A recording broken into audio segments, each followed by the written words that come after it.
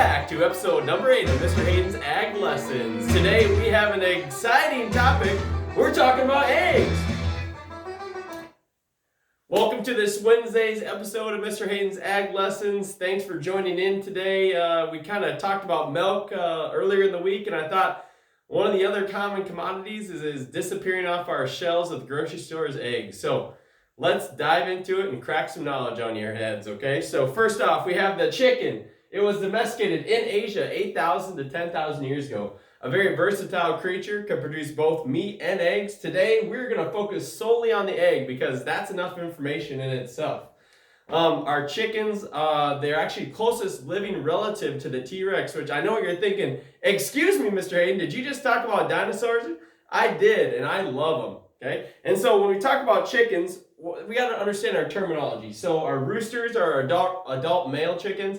Our hens are the females, and they're the ones that are laying the eggs. A pullet is a young female that's not really producing eggs yet or just starting to. And then obviously a chick is a newborn chicken. And so eggs are unique in the fact that they are part of the bird family. There is no umbilical cord from birth. So when we're talking about our gestation length for eggs, we're talking about 21 days from the time that an egg is laid to the time that it hatches. Given the right environmental conditions, such as warmth, and it needs to be moved around by the hen, or if you have an incubator, it needs to be moved. And the other thing that a lot of people don't understand about the egg is the shell itself is actually porous. It has 7,000 roughly tiny little pores that allow oxygen to get into the egg cell and CO2 to come out to help that egg or that chicken develop, okay? And another common misconception is that hens lay an egg every day. And that's actually not correct. The time that the hen's egg production drops off is in the wintertime due to the lack of natural light. But they're going to lay roughly 250 eggs per year. So you're not going to get an egg every day. It takes a lot of energy from that chicken to produce the calcium that it takes from its body. Some of the common feedstuffs for chicken. That is our first sump pump of the day. And we're talking about Norby's Farm and Fleet. Everything you need for your home, acreage, farm, and global pandemic. And so when we're talking about the egg there, it takes a lot of energy every day from the chicken, and it has to eat a lot of cracked corn, and the calcium is derived. A lot of people will feed their chickens oyster shells, and that's the way they get their calcium. And remember, the way that a chicken's digestive system works is it needs some type of rock material or hard material to help break up the food in its gizzard. Okay, and then once we have our chicken, or I should say our hen, lay those eggs, a lot of people wonder, well, Mr. Haden, is a white egg healthier or is a brown egg healthier? And I'm here to tell you, color doesn't matter. So what we're looking for with an egg is, it's all about what the chicken is actually fed that influences the nutrition of the egg.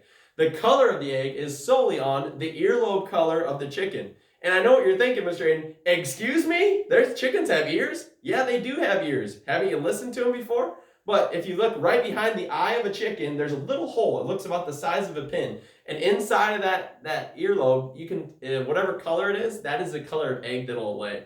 So some common exotic breeds like Rhode Island Red or Barred Rock, they might lay like a light brown or a light blue egg. That does not make an egg more nutritious than a white egg, okay? And later on, we'll talk about the USDA egg grades, okay? And then so one of the biggest things we have with our egg production is they peak, hen peaks its egg production at 30 weeks of age.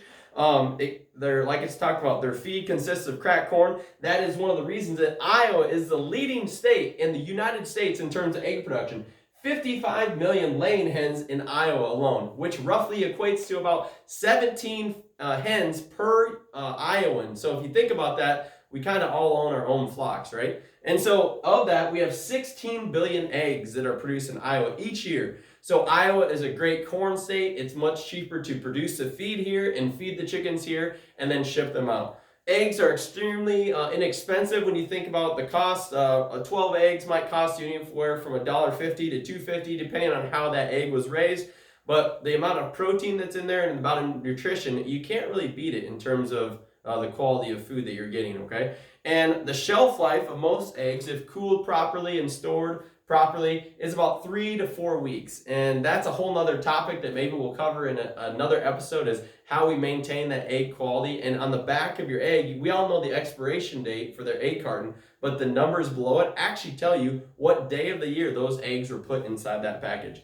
But I want to make sure we have time for everything we need to talk about today. We're going to talk about the anatomy of the egg, or the chicken, the egg, excuse me. So when you've cracked open an egg before, you might know the yolk, you might know the white, but there's a couple other parts you might not know as much about. Number one is you got to remember the egg is a structure that a young chick would develop in if that egg was fertilized. Now, number one, the eggs that you buy at the grocery store, they are not exposed to a rooster at all, so there is no possible way that they could have any baby chick developing inside that egg. Now, you might find a blood spot from time to time, which all those, or most of them, are caught with the process of candling, which is at the egg facility. You actually have the egg right there, and it goes past bright light underneath, and they look for any defects inside of the egg, okay? And it should be very transparent since there is no baby chick developing. But first off, we have the air cell at the top of the egg. There's a small pocket of air, and as that chick develops, that air cell shrinks. Now, in most of our eggs, or I should say all of them that we consume, they have an air cell, and the older that egg gets and sits in that carton, that air cell starts to increase in size. That's why you might have heard your grandma or your mother tell you, if you want to know if an egg is bad in terms of using it for cooking or any other type of eating, if you let an egg into a bowl of water and it floats, that means that that air cell is big enough that there's enough air in there, and that's what's making it float. A good egg should sink to the bottom of the bowl, okay? Just another home hint for you there, okay? And then the egg white is that clear substance that the chicken, if it was fertilized, would be using to develop. And then the embryo, or I should say the yolk right there, and you guys might not get all my yolks, but some of them are funny, some of them are not, but that yolk has like a dark yellow color to it. The chick would actually develop there and consume that egg white around it, because remember, there is no umbilical cord passing nutrients to that baby chick. And then last, a part that you might not know, but you've seen before, the chalaza, which I equate to like a little white stringy bungee cord, and its job is to help keep the yolk in the center of the egg. And there's one that connects to the top of the egg and one that connects to the bottom there. And so there's nothing wrong with the chalaza. It's perfectly fine to eat. But if you've ever wondered, what is that white stringy substance? There it is for you, okay? And then, so I know a lot of you guys are thinking about what career you want to be when you grow up, and you can actually be a USDA egg inspector. Now, I know that might not sound exciting as you think, but what they do is they will go through at an egg facility and they will crack open an egg. And on the label of our cartons, there's labels such as a grade AA, A, and B in terms of grading our eggs. A double A egg, when I crack it, this is the side profile right here, the yolk should stay as a very good dome shape, and the white should have minimal spreading. So when I crack it open, it kind of stays all in one spot. A grade B egg, the yolk is going to flatten out, and then the white will spread out. And those are not good characteristics of an egg. Okay. The other thing that you'll see for egg is you'll see like jumbo or large, and then we'll see the different terms for how the chickens were raised. So you might see things like cage-free, you might see like high omega, you might see organic, and we'll have to talk about that on a later episode because we just don't have time for all that today, okay? So one of the things when we're talking about eggs is you think about, how can we get eggs so cheaply? They are pretty much a finished product. And what I mean by that is they go through a series of washing at the egg facility, and then they're pretty much good to go. So they're very vertically integrated. People will own the chicken facilities. They'll own the hatchery potentially sometimes. They'll raise those, they'll produce their own reproduction of hens that they use later on. A hen might only be good for 2 to 3 years, even less sometimes in terms of commercial production. And that is our second sump pump of the day. We got Indy Plumbing, Heating, and Cooling. I think they're essential workers when the shit hits the fan. Okay, and so when we're talking about our eggs there. What was I talking about again?